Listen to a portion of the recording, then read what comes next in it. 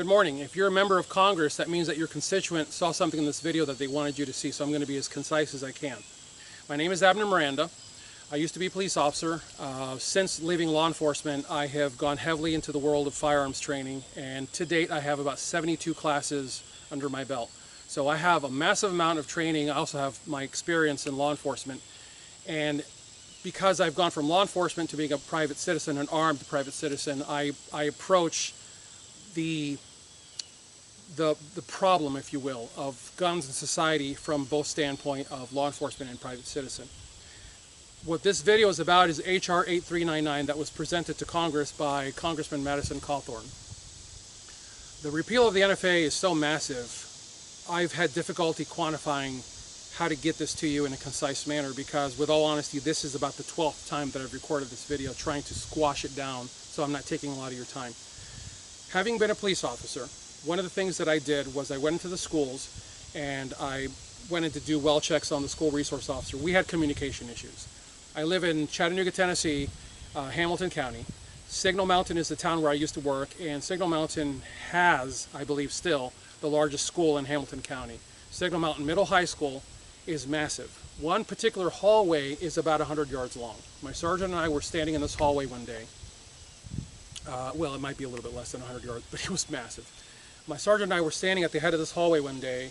The alarm sounded, the doors opened up, and a bunch of kids stepped out into the hall. And I pointed out to my sergeant, I said, now imagine on that end of the hall where the glass wall is and the fire exit door, someone has just driven a car in, and they've stepped through, and now they open fire on all these kids. Where's your duty rifle? And he says, it's locked in my patrol car. And I said, sir, I'm not castigating you. You can't carry your duty rifle around. It's too large. It's too heavy. But it's locked in your patrol car. It's worthless to you. It might as well be on Mars. I said, so now what are you left with? Well, I've got my pistol. I said, okay, so you draw your pistol and you start shooting at this bad guy. You're about 300 feet away from this guy. You're not going to be able to hit him. He's moving.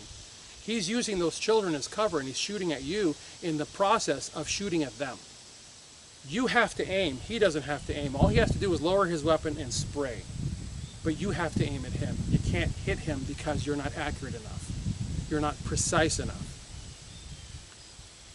That's the problem. That's why HR 8399 is so important. Please watch this brief clip from a video that I filmed in 2018 because it'll actually make the point.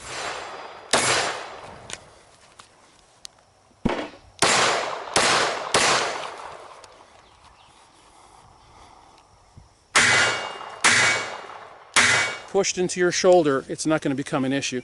And yes, this is a short-barreled rifle. I get that. I will leave you with this. There's going to come a time in this nation, I pray to God that it comes, where our lawmakers are going to get ahead of the problem and they're going to say our people need the ability to defend themselves. And this is finally going to become legal.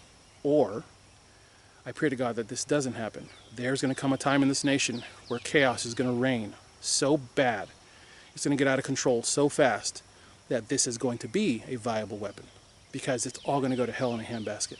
Either way, this is going to be a viable weapon. I kind of saw where we were going in 2018, and I've said many times that the GS-17, which is what I've named that weapon, is a weapon that's very needed because it fits into a small sling bag. This bag goes over your shoulder, and when you need it, you bring it around, you zip it open, and you pull the weapon out. But it also comes out with medical gear, extra ammunition, support gear on this chest rig that a police officer and or private citizen, remember folks, everything I'm saying applies to the private citizen.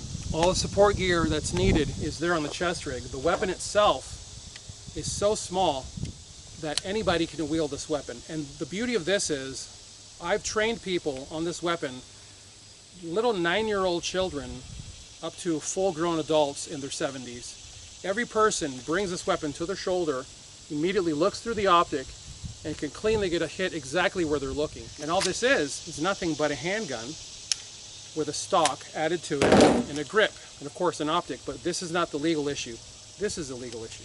If I add this to this, this is not a registered handgun, this is a registered handgun. So this handgun is not considered a short-barreled rifle. This handgun falls under the purview of the NFA. If I put a stock on this handgun without registering it, I've now violated the law. Why all this matters from the standpoint of the protection of our school-age children. And the reason I'm using that issue is this is a big issue. We keep hearing for the protection of the children, for the protection of the children. Well, this is why the NFA has to go away.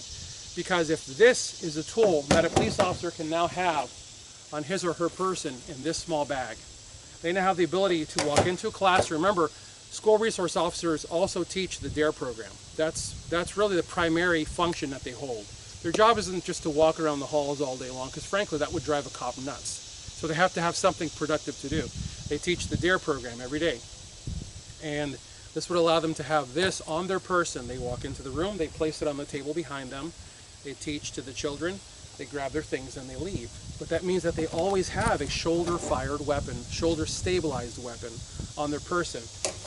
The reason that this matters is this. If you go into an active killer situation with a handgun, you have 1 and 2 points of contact. That's all you get with a handgun.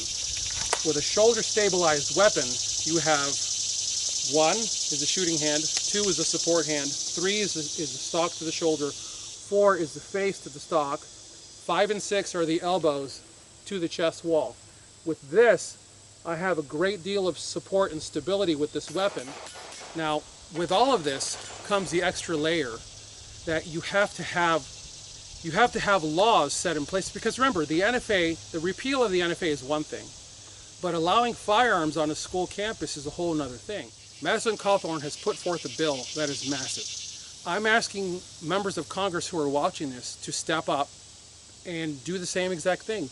Get a bill on the table, a very simple bill that makes it legal for firearms to be carried on school campuses. It doesn't matter if it's a grade school all the way to a university. Make it possible for not just the bad guys to have guns on campus. Remember, a gun-free zone is basically an open door. It's a welcome mat to criminals, which is why they go to those places. They will always bypass places where guns are, and they will go to gun-free zones because they want a body count. They don't want opposition, they want a body count. Remember folks, the first responder is not the police officer, it is you, the private citizen. And remember, you're a member of Congress, but when you're back home in your district, you might be at a restaurant, and someone might decide to go into that restaurant that day and shoot the place up. And unless you have a security detail with you, and I'm betting most of you don't, unless you have a security detail with you, you're at the mercy of that bad guy and whoever else might be in that restaurant that might actually be carrying a firearm with them. So if you will turn the tide and stop with all the gun-free zones which do nothing, and make it possible for American citizens to protect themselves, we can instantly turn the tide of active killers and get them to stop. I ask you, men and women of Congress, to present a bill to the floor that frees up American citizens from the constant controls that are placed on us to protect ourselves.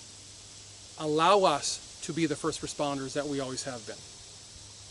God bless you all. Thank you for your time.